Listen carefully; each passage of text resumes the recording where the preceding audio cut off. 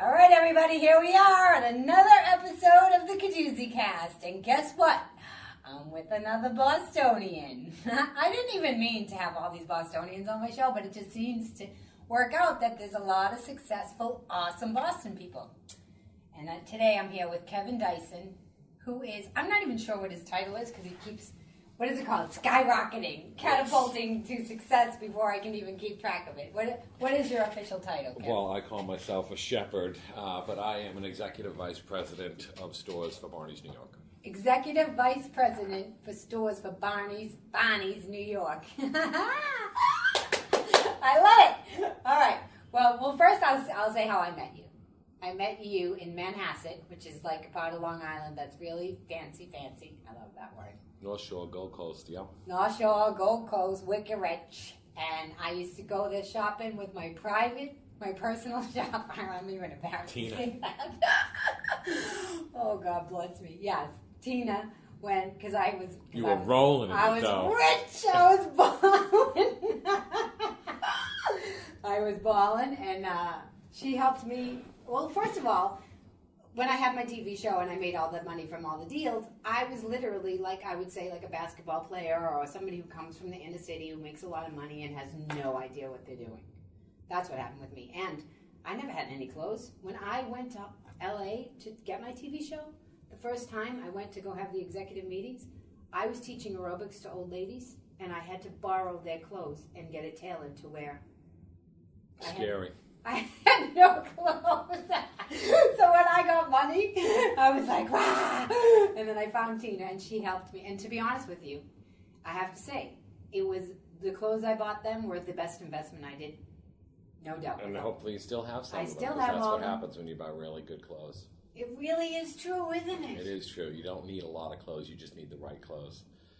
And I know the one thing when we met, the one thing that I was so excited about after being, I think at that time I had been working in Long Island for a couple of years, but I was so excited to hear your accent. And to me, it was just like immediately I was drawn to you because after, coming from Boston, and I was at the time, I did try living on Long Island for a year, but I decided, no offense to Long Island, I didn't want my kids growing up with that accent, so we moved to Connecticut, which is where we still live, and I used to commute every day. And I just remember hearing that accent, and I was just immediately in love. Thank you. Like Well, there is something, I have to say, there is something about coming from where we come from and I've had more, especially really, really wealthy guys, they've really been, some of them have said to me, what you've done, the fact that you got out of where you're from in terms of even financially understanding money and just the belief systems, they're it usually doesn't happen. And I remember I had one guy, he's like, Sue, I'd so much rather invest in a scrappy girl from Boston who's taking on Hollywood than some douchebag with an inheritance or something. It's true, man. It's like organic. It's good. They like it. Well, people like that you work, and I think when I got my success early on, I did work, but they didn't see it. It looked like I got it easy, so I got a little bit of a hard time for that. So now I'm having my comeback. I think too. I think you and I are very similar in a sense that we tend to want to be happy all the time, and we tend to not want to complain a lot. And it's interesting because we both have high-stress careers and high-stress jobs, but because we don't necessarily put that on everybody else, and we kind of internalize that, and on the outside we're always pleasant and have a fun demeanor, that people assume that we don't really work hard or that, we don't take our job seriously, but it's just the opposite. Yeah, that's funny that you say that because a lot of times, and I'm working on being more vulnerable and letting people see different sides of me because they've always said to me, oh, you're not nervous. No, people tell me, oh, you have the easiest job in the world, you're so lucky. And it's like, okay, I don't argue with them, but I know that's not the case. No, it's not the case. Because remember the time we were on the elevator and the guy said something to me? He was like a construction guy or something at Barneys. And he said something, I was coming to meet you for lunch. And he said something, I don't even remember what it was. But to me, it was funny. And when I said it to you, I thought your head was going to blow off. You was so, you cared. I was so shocked at how much you cared about that business. I was like, oh my gosh.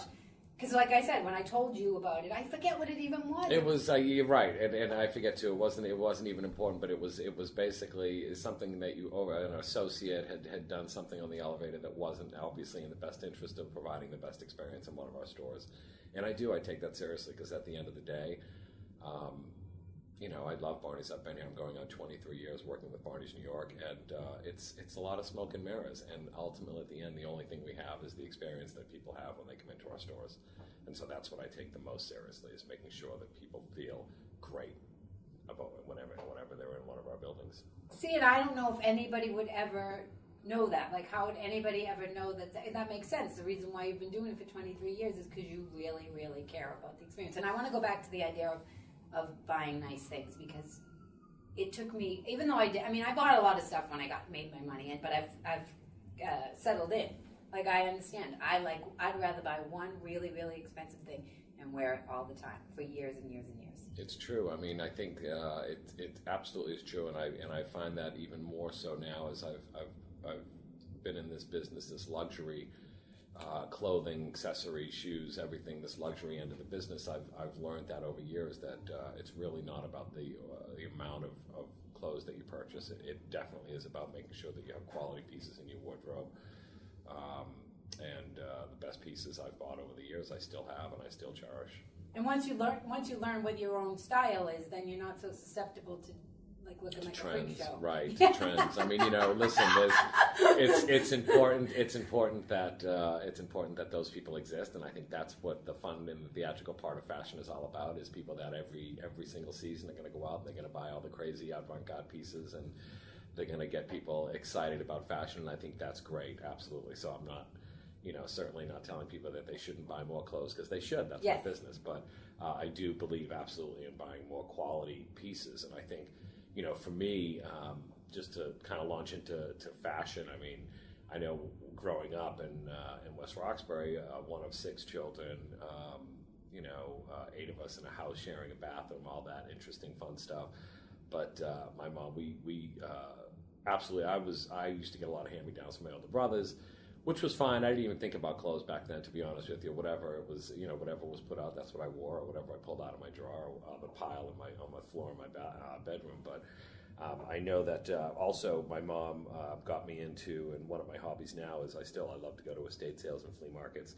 But my mom used to take me to a thrift shop in Jamaica Plain, and while I'd be looking through albums and interesting odds and bits while my mom was kind of searching through some of the clothes racks, and not necessarily for herself, but looking for quality pieces.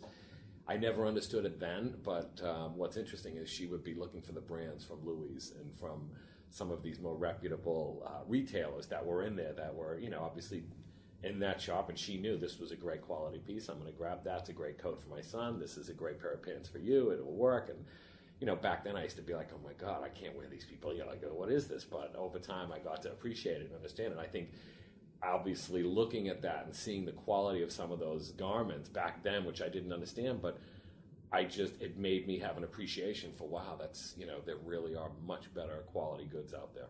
And also maybe the idea that it was a good experience with your mom. Absolutely. See, I always love to find out what actually forms somebody as a person. It's like, if you have a good experience, you went with your mom, you felt special, there were 8 That's kids. true.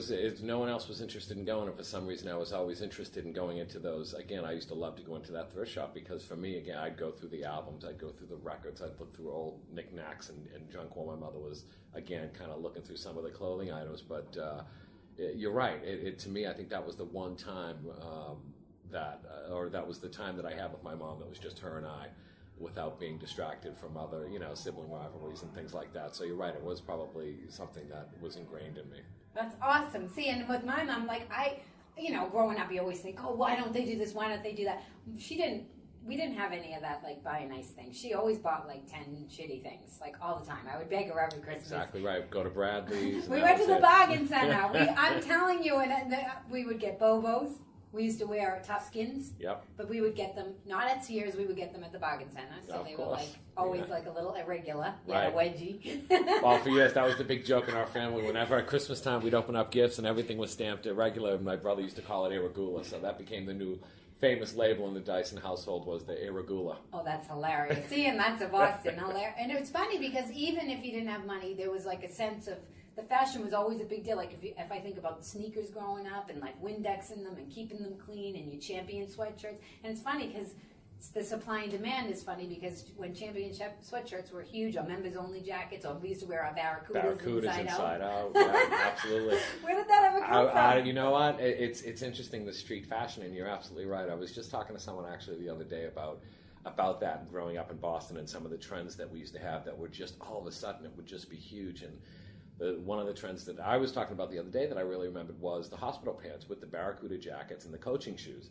And, hospital pants, like, where would you get hospital pants? And, of course, it's not like all of a sudden we were going to go out and start buying hospital pants. But growing up in West Roxbury, I was close to the veterans, the VA hospital. And oddly enough, I remember we would go down to my brothers and I, and we found this loading dock in the back that we would sneak around to. And they had these large bins of laundry that were waiting to be sent out to be laundered. And we would go, and I'm sorry, I hate to say it, but we would take some of the hospital pants that were already gone through a surgery, blood stains, everything, all over them. And we would grab them, we would take them home, we would wash them, and then we would all have hospital pants. And if we were lucky, we'd get a few extra pair that we could sell for $10 to people. But that was the big trend, and that was it. And no matter what, you were going to make sure that you had that look, and that's at all costs. Okay, the head of Barneys was stealing hospital pants when he was younger. He's repented. He's made up for it. I have absolutely repented since then. And when I think about today, my God, with the amount of diseases or whatever you could catch from God knows with blood, and there'd be blood everywhere, and we would just be loading them up into bags. It was a big deal though. The girls used to steal all the time from Southie and Dorchester. They would go in. I never stole. I was stole once. Of course, you never stole. One, I know. I almost like my honesty is like a perversion. I'm starting to not be so honest because it was perverted. It was perverted in the other way. I'm like, who could ever be this honest? I remember being in therapy and I had to go to jury duty, and I was panicking because I had to walk through the, you put your bag on the survey or whatever. You have to walk through the metal detector, and I was freaking out. And she was like, and she's like, Sue, what is wrong? And I'm like, I'm so nervous. And she's like, why? And I'm like, I don't know. She's like, well, have you ever stolen anything? I'm like, once. I stole a sweater in high school, and I couldn't even live with myself. And she's like, then what? You're like, that's crazy. Like, what are you afraid of? And I'm like, the Irish Catholic in me, and I'm the one that bought into every single bit of that Irish Catholic. Well, I did too, and there's no doubt. And that's why, like I said, I guess the hospital pants. Yeah, okay, that was a memory of, I guess, taking things we shouldn't have. But you're absolutely right, and it is. Well, doctors are rich. Yeah, exactly. That's and it is ingrained in you. There's no doubt about it. No, we wanted it. I used to buy them. I worked at Savile Hill Variety, and the girls would come in, and they would sell me the Guess jeans for $15, and I would buy them. And I didn't see that as, I didn't know that was bad. No, of course not. You were supporting terrorism even back then. The bootleg goods. But it's fascinating. And also the hospital pants, like, there was no support, excuse me, but what was the boys? Just a little drawstring, no that was it. They were like pajamas. Area. You think about it. They were like pajamas. No, nothing. There was nothing. It was just wearing a pair of pajamas. That's hilarious. It was good for the dry humping. Yeah, there you go. Because that's all we could do, because otherwise it was a sin. God forbid. But the idea of, like, buying this one nice thing, and also teaching, like, I was like, oh my God, because I live in Manhattan, and I'm like, what if you have kids? Like, I watch all these people with the kids and how they send them to school and and everybody has more money. Like, there's always somebody with more money, no matter what school you go to, no matter what. And I'm like, I can't even imagine what it's like to have kids. Like, what if they want, like, the really nice thing? And I thought, well, I mean, of course, this is hypothetical because I don't have kids. But I do, so I can speak to that. So go ahead. I want to, because I think, like, what do? You must have to get them some of it, but how do you teach them the value? Like, what do you do? You do. It's really tough. I have both of my children. I mean, my son he just turned 18. He's a freshman up at Ithaca College. My daughter is a junior in Weston, Connecticut High School. And it's interesting because, especially with their dad working at Barneys, New York, that they sometimes, they didn't really start to appreciate it until they got into high school, and they realized that, we have to dress a little bit nicer. I don't mind, because I can be a pretty savvy shopper at Barneys. I know when the sales are coming and I can buy them pieces and things like that. But they're both really into fashion. But when it comes to living in a town where we live, where we're comfortable, but certainly, like you said, there's people that have a lot more than you. I really try hard to teach my kids that it's not about that. And a good example is my son, in this town where we live, you get your license immediately, your parents buy you a BMW or an Audi or a Mercedes-Benz. And when it came time for my son to get his license, he's a really good kid, but I think he had these illusions of grandeur that he was going to get some type of brand new BMW, and when he realized that he wasn't getting a brand new BMW, then he started focusing on a used BMW for maybe $15,000 or $20,000, and it wasn't going to happen, and for no other reason other than it's just not the right message. So he comfortably lives with a 1999 Nissan Altima with 160,000 miles that is in great shape, that was owned by an old lady, and it was a struggle for us. And that was, with that type of purchase, that was the first really big kind of disagreement that he and I had, and I was kind of shocked at how upset and disappointed he was in that car. He drives it because it was either that or you could walk or take the bus to school, and he wrapped his head around it. He didn't appreciate it, but I had a lot of pressure from a lot of different parents saying, "Oh, how can you do that to him? How can you send him to school in that car? He's going to be embarrassed." But to me, I drew the line. I said, at some point you have to, for me, have to teach him a lesson that if he wants a nice car, great. That's something that has to be earned. It's not something you can get. And it was a tough lesson. My daughter now, she just turned 16. She's going through driver's ed now. She's insisting she's not driving her brother's Nissan Altima because it sits there now that he's up in college. And, I'm okay with that, but I said I'll spend the same amount on a car for you, which was, between $2,500 and $4,000. No problem. See, now to me, as you're telling me that story, I think that's what parenting is. Throwing money at people is very easy. It is. It's so much easier. It would have been so much easier. It would have been so much easier, but... again, by no means am I a role model as a parent. I try my best, but there are certain things that were just, thank God, ingrained in me growing up that you really have to earn. You have to earn things for yourself. Well, and it's amazing because as you say that, okay, so my mom didn't know we went to the bargain center. She likes to buy all the stuff and everything. So I used to try to buy her things or force her to do it, or just, it was a very immature way of looking at the world with my mom. I would be trying to fix her instead of just being who I want to be. So I have a niece, and she wanted Uggs. She is the cutest. She's 8 years old. She wanted Uggs. They kept buying her the fake Uggs. They were $50, whatever they were, but they kept falling off her feet. And so my sister and her husband... Leaking. Oh. Yes, we had some fake Uggs in my household as well, and realized that there's a reason why you paid that price for them. So my sister comes to New York with her husband, and I said to her, and I said to her husband, can I buy her the Uggs? Now this is in the springtime. And they were like, yes, you can. So sure enough, when we're walking through by Madison, we walk by the Ugg store, and I just hear her go, oh, I want those. That's all I hear, right? And I'm like, oh my God. So then after we're finished, I go, we have to go down Madison Avenue. And her father, we're walking down, and she sees the Ugg store, and you can see her whole heart, just pulsating. And her dad goes, all right, we have to take a left here. And her heart goes down. And I go, no, we're not taking a left. I go, come on. And we walk in the store, and I say, you can have any pair of boots you want. And it was amazing because she didn't get gross. She didn't get all crazy. She was very calm. And she picked out the exact ones, the regular basic ones that she wanted. And she took the bag and she swung it over her shoulder and she said, I don't need anything else. Right. How great is that? Not only that, it's okay, so it's the spring. And so, of course, my mother, she's always nervous. She's like, oh, you're going to get it for them in the spring. You're going to get it for them in the spring. And blah, blah, and just, it's just free-floating anxiety that has nothing really to do. And in the past, I would have been like, oh, Ma, I yelled at whatever. I was like, yeah, I got them for her in the spring. So now all summer, she has her friends over. They visit the Uggs. She has anticipation. She looks forward to them. The first cold day, she puts the Uggs on. She has not taken them off.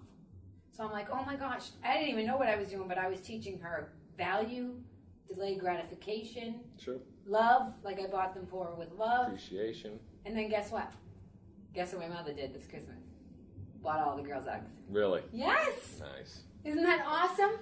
It is awesome. I'm so happy that your family has shoes. No, but I'm saying she saw the value. She saw that my niece wore them every single day. So instead of me telling my mom what to do, I just did it, and she was able to see it. And then it was funny because my mother called me. My dad gives us scratch tickets for Christmas, and she called me Christmas night. I had driven home, and she called me, and she's like, Sue, I won $500 on the scratch ticket. I go, Mom, look. I go, you were generous with everybody, and you got it back. It is true, and that happens. That absolutely is true, and it is. It's a matter. It's a balance. It's just finding the right balance, and I think you're right. In purchases like that, if you can afford it, great, and it makes people happy, and you teach them a lot of lessons. And when it comes to the larger purchases, you value them, because I've been around. Believe me, especially when that whole Bernie Madoff thing went on and everything. I was around a lot of people on the Upper East Side, and they were completely devastated. They could not function. Still devastated, a lot of them. Just look at Florida, between the Upper East Side and Florida, that's it. I mean, devastated. Because they don't know how to go food shopping or anything. I was on Nantucket this summer with this woman. I was in this beautiful house. These people were very well off. You need to invite me. I'm sorry, I'll invite you next time. And she was complaining because the other people down the street had a person who came and filled the fridge before they got there. And I remember trying to say to her, like, at least you know how to go food shopping for yourself. And she didn't get it. She didn't want to hear it. And I was like, people don't understand because you have to learn how to take care of yourself. Of course you do. If you throw money at everything. And be independent, you're right. Well, you know, you and I, as you know, you and I didn't grow up like that, so God knows we know how to take care of ourselves. That's why I've always said that, you know, it's like I've never worried about losing my job. I've never, tried to operate as a manager out of fear for losing my job. I've always just kind of treated people the way I want to be treated, and that's because ultimately, at the end of the day, sure, I've realized some success in my life, and it's nice to have a little bit of money and not always have to worry about money. But I also know that in a heartbeat, if I lost it all, I could go back to having no money, or certainly learning to start from the beginning again, because I know what it's like, and it's not that bad. As long as you have your family and you have love, it's okay. You're going to get through it. Oh my God, not only is it not that bad, like I literally lost. Sometimes it's easier. Easier, you don't have all the pressure. I'm telling you, I lost everything. I literally, and a part of me, like now I can see, like I kind of like gave it all. I could not tolerate it. I didn't know how to function. I felt responsible. I felt like I had to pay for everything. I was a mess. It came too fast. I didn't know how to deal with it. So I literally had, I don't even think I had $1 in the bank. I was living on my friend's couch. I had to live in her studio. That's how bad I went down. And so I remember I had a one-way ticket to Long Beach. One-way train ticket. And I had no money. I had no food, nothing. I'm not joking. And I'm, like when you say to people, I have no money, they were like, oh yeah. I'm like, no, I had no money. I maybe was waiting for a check or something. I don't know what was going on. But I was like, I'm going. I'm going to the beach anyways. And I got on the train, and I'm walking down Long Beach, and all of a sudden I hear, Sue! And it's these guys that I know from Manhattan. They're like, come on, sit with us. They have a cooler filled with food. I eat. They're like, we'll give you a ride home. And I'm telling you, that was one of the most spiritual days I've ever had in my entire life. Because you had your friends. Not only that, but the idea that I didn't give in to the fear, that I actually just said, I'm going to the beach, and I'm not going to be, it's not my, instead of being ashamed that I didn't have any money and beating the daylights out of myself, I was like, oh, well, let's see what happens. Yeah, because, I don't know, I just feel like because we know what it's like, it's not the end of your rope. No. It's not. It never is. And you know what it helped me do? Another time when we were at the beach, like the next summer, there was a whole bunch of us, and this girl ate a sandwich, and she was going to throw it away. And I was like, oh, let's bring it back to the group, maybe somebody, and there was a kid there who was starving. And I don't know if I ever would have had that perspective if I hadn't gone through what I had gone through, which brings me to, now I want to find out, I don't even know what part of Boston you're from. West Roxbury. West Roxbury, okay. Mission Hill, Jamaica Plain, West Roxbury. So my dad worked several jobs to get the family to the Lace Curtain Irish neighborhood of West Roxbury. Yes, we have to explain what Lace Curtain is, though, because it was so Boston, so funny. All right, so Dorchester wasn't Lace Curtain, but no, I was over the bridges. No, it was Mission Hill. No, Mission Hill wasn't either, but it's funny because there were always sections, you could always be better than. Like, I lived in Savin Hill, which if you go back there now, it's beautiful. I mean, it's not like it's not a beautiful place to live. No. But financially, absolutely, everybody was kind of hurting. No. But if you lived over the bridge, which is where I lived, you were better off. You were better off. Which I guess we were. But, we had 6 people using the same bathroom. Same here. Oh, we had 8, so. You did? See, and I have a hard time going to the bathroom. I'm getting better at it. But I always think it's because I used to, never had any privacy. Well, it's so damn funny that you say that because I'm glad I'm not the only one, because in my house, we have more bathrooms than we need now. But every time I go into a bathroom, I shut the door, I lock it, and I don't care if I'm going in to brush my teeth. I shut the door and lock it, and my wife and my 2 children are always giving me such a hard time about that. And it's just a force of habit, because you knew the minute you got in that bathroom, someone was going to be plowing down the door. So you just got used to going in there, locking the door, and saying, it was like all of a sudden, it was like, the angels, and it was like that was your moment of privacy to just be away from everybody and everything. So. And it was only a moment. It wasn't like you had to savor, because you never. But you've never really savored it because you were always on guard. Of course, yeah. Well, because it was only a matter of 3 minutes before someone else was banging on the door and saying, hurry up and get out of there. And then, there was all that stress. And God forbid it was your dad, because then you knew no matter what, you had to pull up and get the hell out. So. I'm the father, yeah, exactly because right. I said it was his so. House, and that was it. But so Mission Hill, Jamaica Plain, then to West Roxbury. And, my dad worked really hard, worked several jobs to get us to West Roxbury, which again was a little bit nicer of a neighborhood. Boston, as you know, very interesting place growing up. One of the things that I always think about that definitely was a big part of my childhood was the forced busing that had started.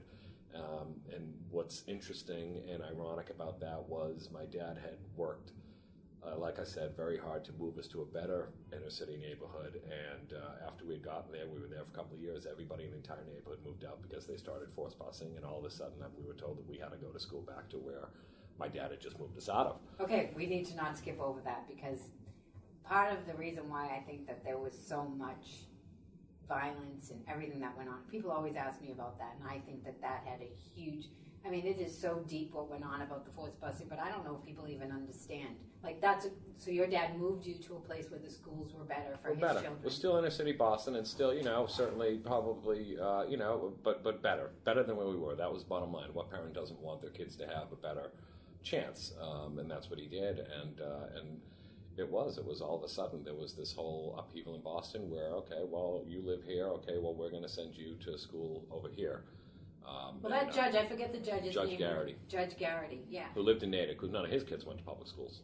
No, and I was going to say it's a financial thing. They took advantage of people who didn't have the financial. And financial is not just money. There's a thing about a mindset about people don't understand the shame that comes along with not having money. It's not just money. People are always like, well, just do this. Like I remember watching Trump on Larry King or something when all the mortgage stuff started happening. And he was telling Larry King, tell everybody to just call the banks and renegotiate the things. And I'm like, you don't understand. Poor people have so much shame around a banker. They don't know. They can't call up.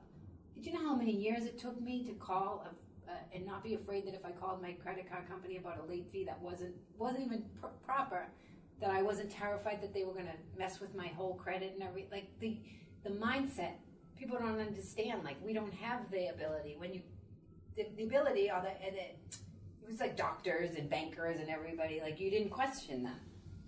Lawyers. No, you didn't. And it was different. And that was, you're right, there was a lot of violence in Boston. More so in other neighborhoods like Southie, I think, where some of it was certainly not justified. Some of it was, some of it wasn't. Again, in our town, our way of dealing with it was to boycott. So we boycotted a lot. I remember at the time I loved it because I didn't really grasp exactly what was going on, except for all of a sudden in our school there was a lot of black kids coming in from Roxbury.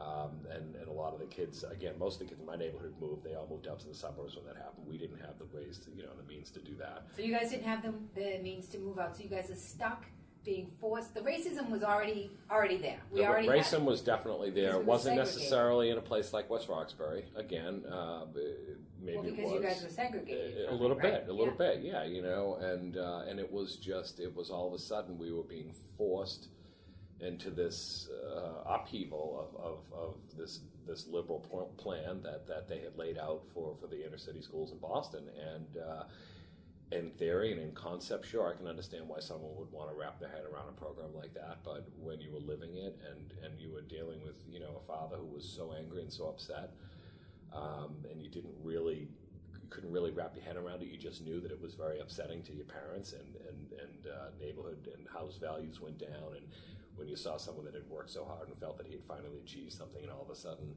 he felt all that was going away, so quickly. And this is a man with children, a man with 6 kids, and that judge had no idea what it was like to have one bathroom to share with 8 people. No, so it was interesting. It was strong. Like I said, in West Roxbury there was a lot of boycotting of the schools and things like that, and there was a lot of tension. There was a lot of tension in the schools, and I often think, I didn't necessarily have a problem with black kids. I didn't have a problem with really anybody. I've always believed you treat people the way you want to be treated, but there was a lot of violence in the school because there was a lot of tension. There were kids being bussed into our school at the time, and I just remember all of a sudden we went from a school that was kind of just your normal everyday school to a school that was all of a sudden filled with fights and violence. And the school that you got bused to, or you guys didn't? No. We were going to be bused, and we were told we had a year, and at that point, my dad was able to pull a couple of strings from my older brothers and keep them in local school, but for myself, I couldn't. And at that point, they ended up sending me to Catholic school, St. Teresa's in West Roxbury, which was obviously a nice school, the church we went to, the parish we went to. But interestingly enough, it was when I started going to Catholic school that there was a lot of, my eyes were open to a lot of things, you know, you know, drugs and things like that you didn't necessarily, I never saw in public school, believe it or not. I'm sure it was there, but for some reason there was just so much going on, you never noticed it. And you know, you go to a private school, and all of a sudden, you know, kids are smoking cigarettes behind the school, and kids are smoking. Well, it's not a private school; it's a Catholic school that's repressing correct. a lot of the instincts of human beings, which is that whole idea. All right, simmer down. Well, simmer. Well, because you're just proving my theory that, like, okay, so you're in a public school where you don't see any of it, and then you get transferred to this Catholic school where the idea is to repress a lot of the natural human instincts, and then you see the smoking and the drinking. And I remember I was thinking about fashion when I went to Mount St. Joseph in our uniforms. We would flip our collars in, we would roll our skirts down, any way that we could express ourselves. Right. We would be in detention all the time. Costello getting detention, and I had white. I'm telling you, I had white Ray-Ban sunglasses that changed, you know, into.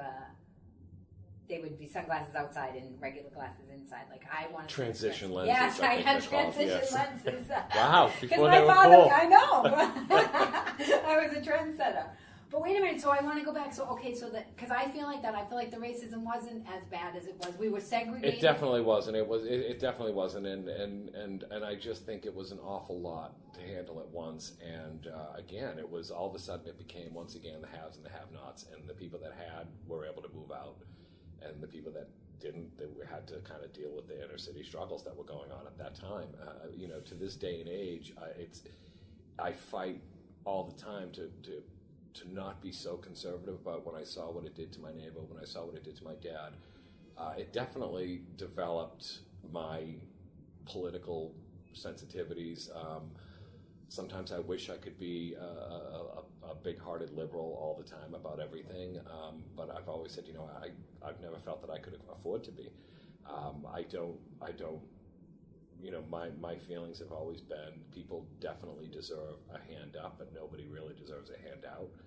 And and I struggle with that sometimes because, especially, you know, in the circles today that I find myself in, there's a lot of people that just have a very liberal sense, and again, to each their own. I don't judge. You mean a liberal sense in terms of liberal sense in politics and just everything when it comes to that, and I don't. I think it forced me to become a little bit more conservative and to appreciate and understand the fact that it's not always good to give everybody everything that they want. Which brings us back to your son. Which brings us back to our son. Exactly. No, it's not always good to give everybody. I'm of the same belief. Like maybe this should be like. You just because when you were saying that, like these liberals, a lot of them have a lot of money, and my theory is you give the poor people, you don't empower them. Well, no, of course you keep them down. There's no doubt about it. There's no doubt about it that the more you promote welfare programs, and again, that's not to say that it's not valuable. Ways. Of course it's valuable. Of course it is, and of course I want to be generous and help those who are less fortunate, but. It's the difference between a handout and a hand up, and to me, a hand up, everybody deserves that.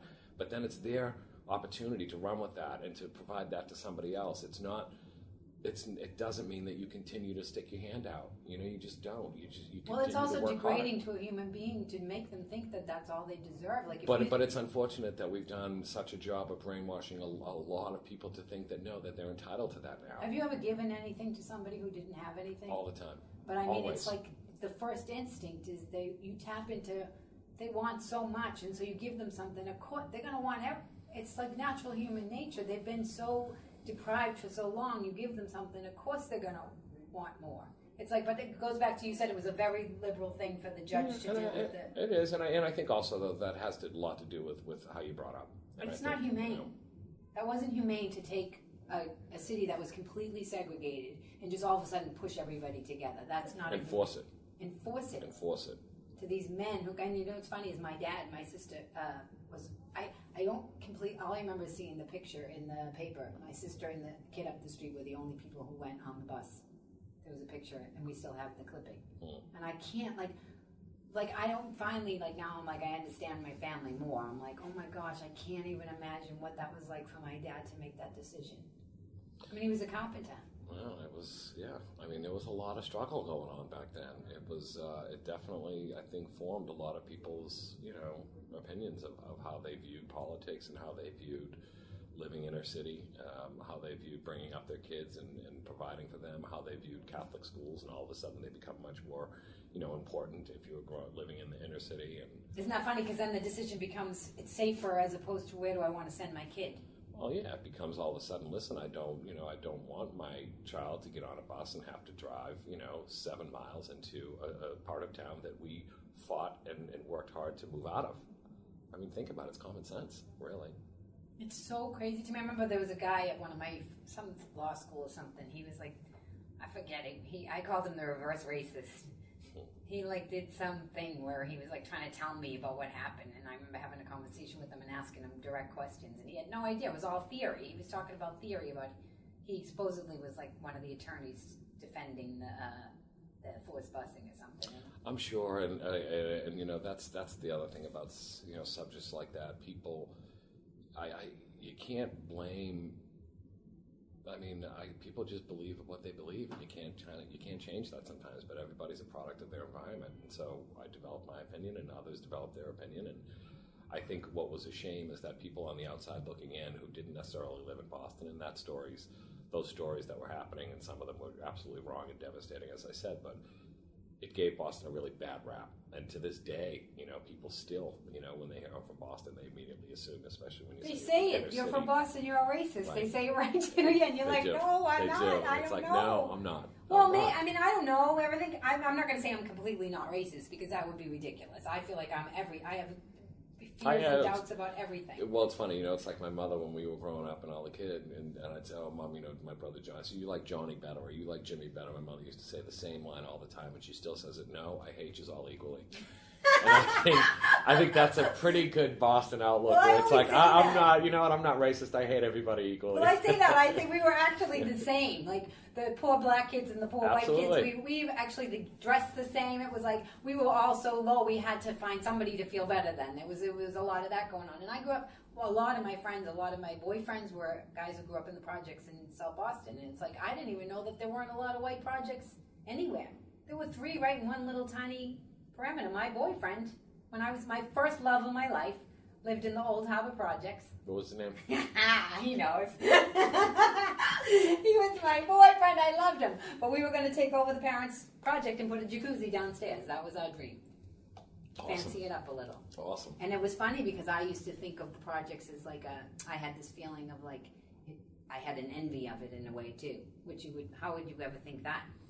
That there was like a community or... No, I can appreciate that. I mean, we are, we moved out of Mission Hill, but a lot of my cousins still live there, and so we would go there all the time. And I used to, I used to love going there and visiting, seeing my cousins, and where my family started. And there was a certain, it was just, there was a closeness there, and there was definitely also, they were the cooler kid because they were now more inner city than we were, and so all of a sudden they became the cousins that were kind of cool to be around, and the tough cousins, and the cousins you wanted to learn how to fight from because they were the ones that were scrapping every day. Mm-hmm.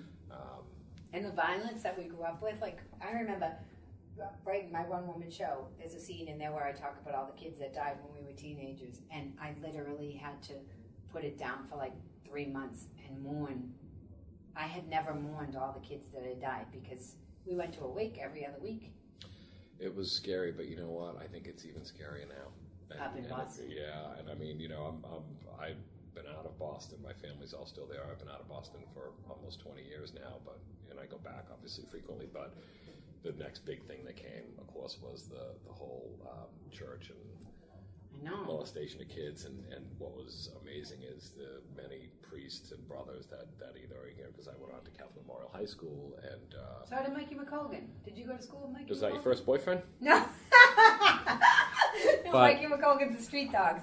He's one of the podcasts. But there was New Kids on the Block from there too. But at any rate, it was like that was the next big scandal in Boston, and kids that I knew that I grew up with all of a sudden were in the news. In fact, one of them, I won't name him, but he was the one that took down the Cardinal. From Boston. Really? Mm-hmm. No, I mean, that Mikey brought up the same thing. It's amazing because he brought up the same, and I think, oh my gosh, we were brought up with the forced busing and the Catholic. So then, so put it together, okay? So we're all not wealthy.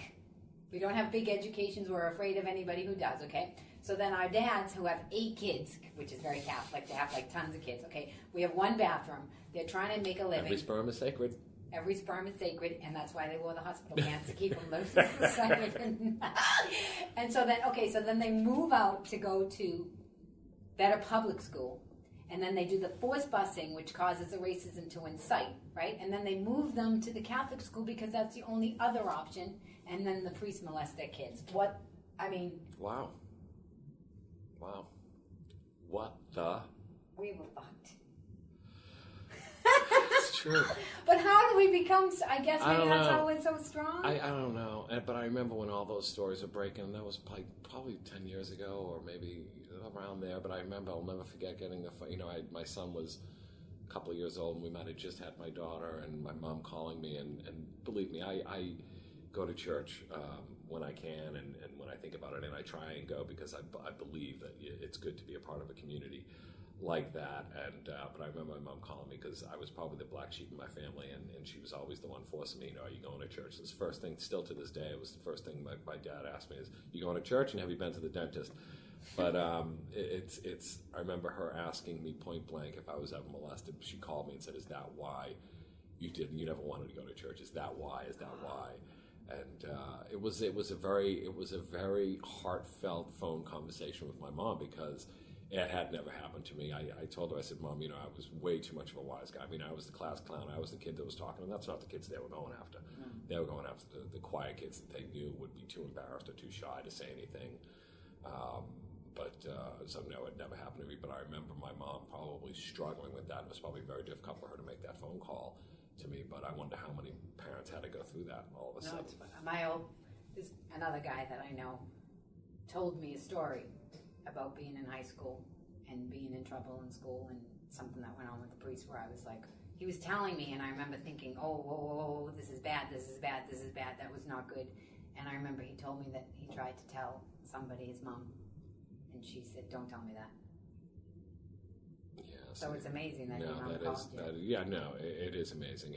And again, you know what, I'm not one of those people that holds that against the Catholic Church. There are evil people in every organization and in every walk of life and in every, everywhere you go. So the sexuality is an interesting aspect to it, though. Like, why does sexuality have to be so oppressed? Larry Flint, I interviewed him. Fascinating. You know what he said? He said if they can control your sexual zone, they can control everything. And I thought, you know what? That guy has a point. Think about it. If you make everybody have tons of... they're even doing it now. Like, if you can keep people from, you can't have an abortion, you can't have this. I'm not saying I'm full pro or not. Yeah, but I'm saying... I think it's about a balance. If you don't have money, then guess what you're going to do? You're going to be poor, and you're going to need welfare, and you're going to be able to stay down, and the haves are going to have more. I think, unfortunately, in this day and age, that all we ever hear from are the extremists on both sides. Mm-hmm. Well, that's what I was going to say earlier when you said that there's nothing anybody can do, and I think that there is something that people can do. I feel like people feel so powerless, but I don't know if we're that powerless. The reason why, everybody's like, Sue, do the podcast. And I'm like, I don't know if I know how. I don't know what to do. And then I went and I got the little microphone, and the guy at B&H helped me, and I was like, I guess I can do this. And then I thought, what I like to do is break that isolation. Like, it's easy to sit at home and go, Kevin Dyson runs Barneys. He's got it all made. He must have came from this. He must have came from that. I can't do it. But then all of a sudden you sit down, you talk to Kevin Dyson for an hour, and you hear it. It breaks the isolation. Then somebody sitting at home might go, look what he went through. Look how he has to struggle with his son. Look what he, and then they go, maybe I can do it too. You definitely can, and I believe in that. And I'm huge into mentorship. I spend a lot of time when I go back. I sit on the board of trustees for the Mount Ida College, which was a local kind of college near where I grew up, and also Catholic Memorial. I help out a lot with them, and I go in and I host different nights and speak to the students, and to me, it's great. I'm totally about that, and totally, again, goes back to giving people a hand up. Because the oppression is what gets everybody in trouble. Anytime you see any bad, evil stuff going on, it's because there's some secrets or some sort of oppression that somebody's buying into.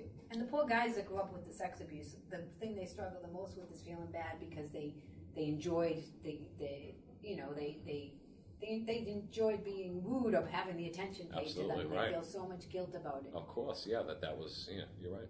And that's horrible, because the one with the power, this has always been my theory, is that the one with the power is responsible. The one with the power is responsible to treat that with dignity and respect. And Jackie Kennedy used to say that, to those who a lot is given, much is expected. But that means, like, It's true. if you have a lot of power over somebody who's really vulnerable, it is your job, regardless of who's watching, to not abuse that power. Amen. Right? Yeah, absolutely.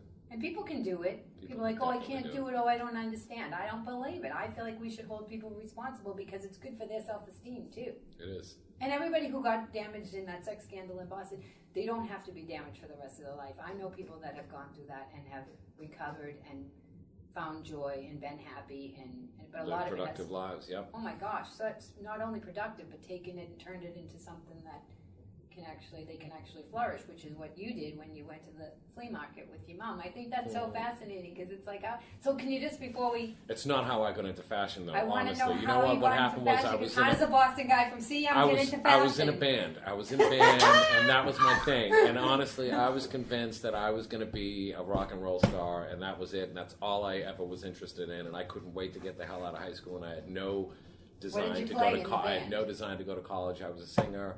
And can you sing something for me right now? No, stop it. So, at any rate, all of a sudden, some of the other guys that were in the band with were all of a sudden getting, entering into colleges and getting accepted into colleges. And I remember having this kind of epiphany where I was like, well, what do you mean you're going to MIT? Well, what do you mean you're going to Northeastern? And well, what about the band? And they're like, well, what do you mean, what about the band? And the guys are going to college. And I thought, well, oh my God. And I hadn't even taken an SAT, and I was in a panic, and I didn't know what to do. And I thought, what am I going to do? And I said, all right, well, I like girls and I like clothes. And that was kind of how I put my foot in the door. And I'll never forget, I hadn't taken SATs. I didn't have the best grades. I ended up applying to a school in downtown Boston, Newbury College. They had an associate's program in fashion merchandising, and I went, and I got a lot of heat from all the kids I grew up with. You can imagine the names they were calling me. Imagine the names they were calling me, going into school for fashion. And I know a guy who tried to be a florist, but he was doing on the DL. Down in his basement, he was making all I know is it was the best kept secret, because when I went to this school, there was, I think, 140 students in the class when I entered into fashion merchandising. 140, there were probably, out of that 140, there were probably 6 guys. Out of the 6 guys, 4 of them were gay. And it was me and this other guy. And it was awesome. That's all I can say. It was great. I was surrounded by beautiful women all the time that all wanted attention. And the class field trips into New York City were intense and great. See, that's funny. That shows how smart you were. It was awesome. You didn't feed into the pressure. I so didn't. I didn't care, and I didn't care what the hell they called me. I really didn't. Did you like being the gay guys? Didn't bother you? No, not at all. I mean, I never had a problem with that. And in fact, when while I was going to school, I started working at Filene's in Chestnut Hill Mall and working in the Calvin Klein department. And every guy that worked there was gay, and I loved them. They were so funny and they were so entertaining. And when I say they, I don't mean to say they, but meaning it was like there was no. I didn't have any reservations about it at all, and in fact, I really appreciated it being around them, because I just thought they were so damn funny, and they didn't care, and they had so much knowledge about certain things, and again, I didn't judge people for what they did on the in the privacy of their homes or in their whatever lifestyle they chose, and from again, for me it was great, and I was thoroughly entertained, and I really started getting a better appreciation of fashion, and of course. Back then, I thought I knew what fashion was. I didn't know what the hell fashion was. Now, I probably still don't know, but I have a better understanding. But what's funny about that is that growing up in Boston, and I think a lot of guys socialize to not express yourself, not to feel, which is totally crazy to me. It is. I mean, my nephew is 6, and he is so sensitive and so adorable, and I don't go overboard and like he loves Gronk. I got him a signed picture of Gronk for Christmas. Nice. Freaked out. He opened it and he was like, "Oh my gosh, cool!" And then he goes, "Oh, come on, it's scribbled on."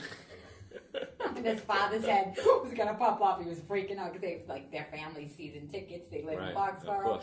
He's like, "No, Ryan, no, that's not scribbled on." But that so he has that boy side of him. But then on Christmas Day, The place is crazy and everybody's, running around, and he's like, Auntie Sue. I go, and he goes, I have to tell you something. I go, and he goes, I got another Gronk picture. And I was like, awesome, now you have two. And he looked relieved, and he walked away, and I thought, oh gosh, he was worried that I was going to be sad. And I was like, oh, you don't step on that in the boys. No, definitely not. He's so cute and sensitive. He can have both sides to him. You're right. And so, and so just go back to school. So went to a 2-year program. Of course, my parents, they were always supportive. I had moved out. I was the first one to move out of our house when I was actually the summer just before I turned 18 in August. I moved out, that was a big step for me. But I needed to get out on my own. I knew I needed to. I was the rebel in the family, and I was constantly under stress with staying out or experimenting with different things. And so I moved out. In college, we were all on our own. I mean, we wanted to go to college. That's no problem. But it wasn't like my kids today. I'd say they're very fortunate because. I think a lot of kids are today because their parents are, it's just understood that your parents are going to help you out or they're going to pay for your college. That wasn't the case back then.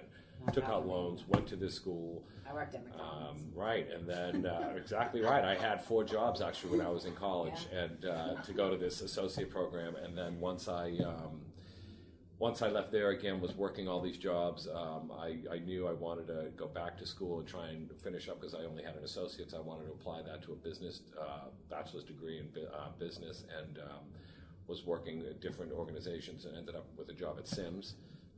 We're an Educated Consumers, our best customer. I don't know if you remember that place, but they had a tuition reimbursement program, and it was awesome. So I went back to school. That's when I joined Mount Ida, and I went there nights and worked full time and went to school nights and finished up and got my bachelor's in business and had it pretty much paid for by the company I was working for at the time, which was great. It was a very symbiotic relationship. But that's a hand up. It is a hand up. It is a hand up. And it encouraged you, and it made you feel good about yourself, and you didn't feel like you were a loser who could only have people take care of you. Nope.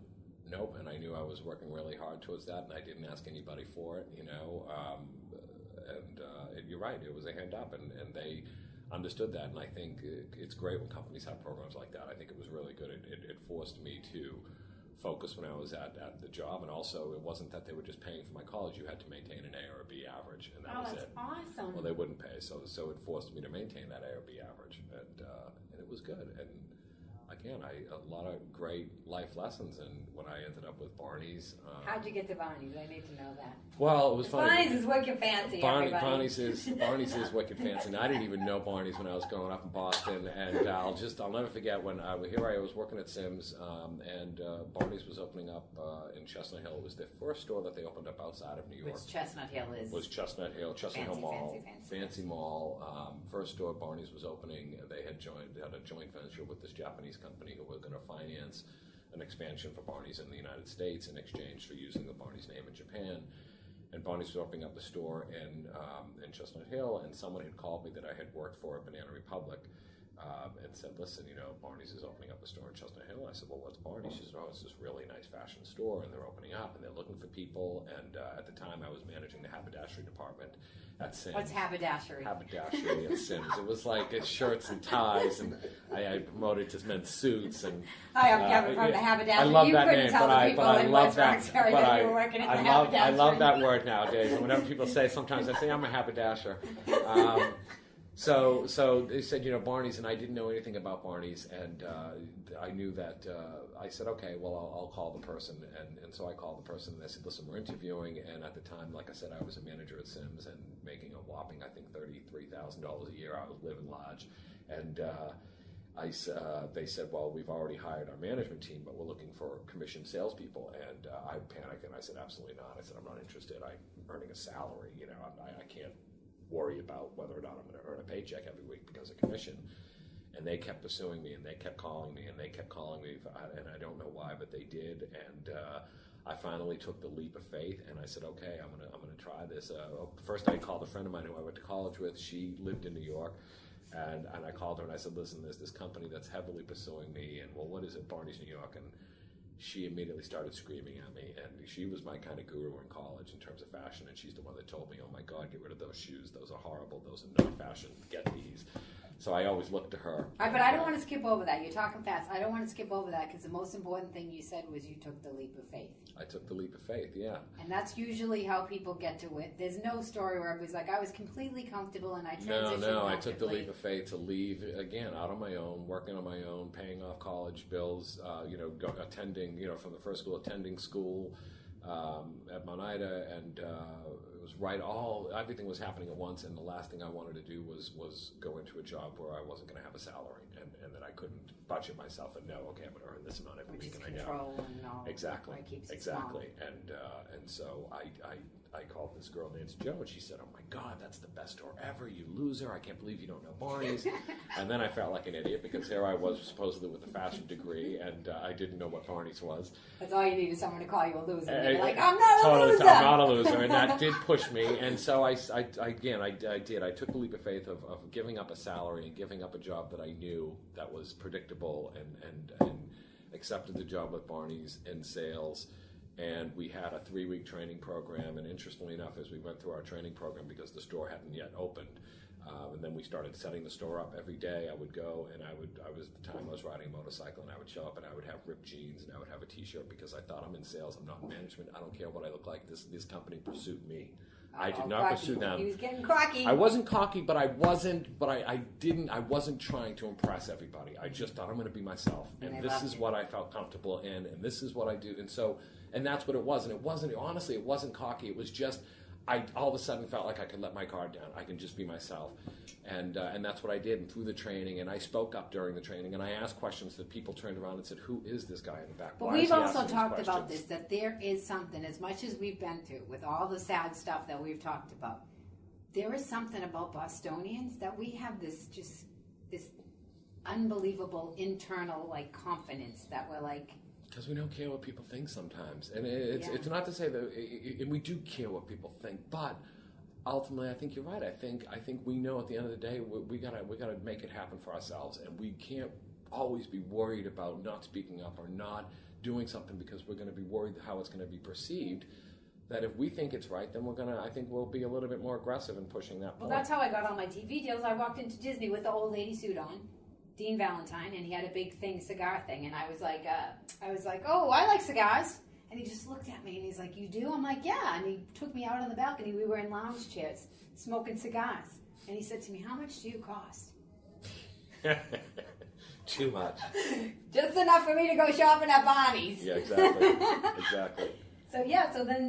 So they loved it. Yeah, so that was it. And then the day before the store opened, after setting up and after training and after all this, in my irreverent attitude, I didn't know it then, but I look back on it, and they told me they were eliminating one of the managers they had hired, and they were promoting me into the management position. And it's an irreverence in a way that, I see people try to mimic what it is that I have. Yeah, it's very respectful. People try to mimic what I do, and they don't get it. And the same thing with the TV show. Before I understand what I do now, I didn't understand it. They would take what I do and make it simple or insulting. And I was like, no, you don't understand. I would never, never, never insult anybody.